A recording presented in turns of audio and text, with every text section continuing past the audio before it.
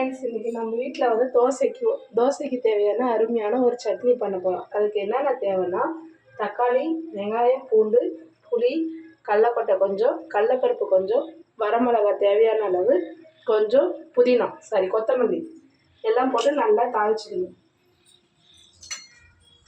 எண்ணெய் நல்லா சூடானதுக்கப்புறம் நம்ம வெங்காயம் கட் பண்ணதை வெங்காயம் நல்லா வதக்கிட்டு,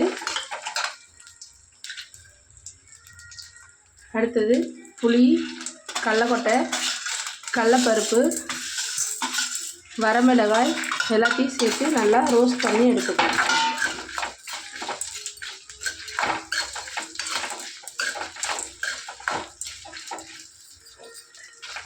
நல்லா ரோஸ்ட் பண்ணி எடுத்துக்கணும்.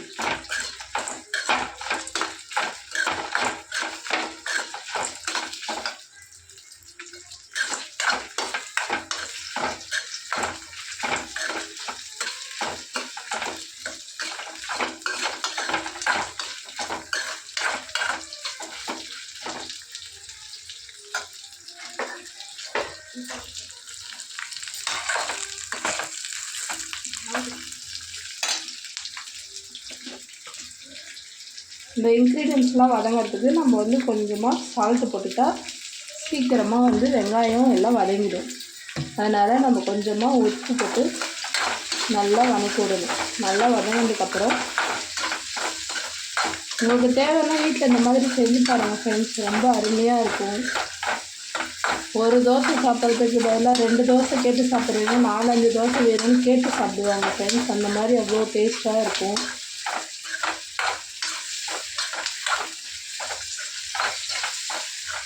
நல்லா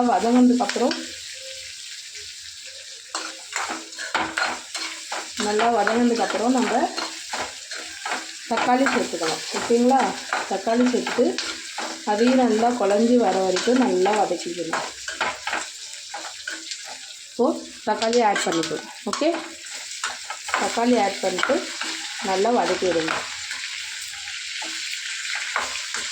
நல்லா வதங்கினதுக்கப்புறம் நம்ம கொஞ்சம் கொத்தமல்லி சேர்த்து ஆட் பண்ணி நல்லா இது பண்ணிட்டோம்னா,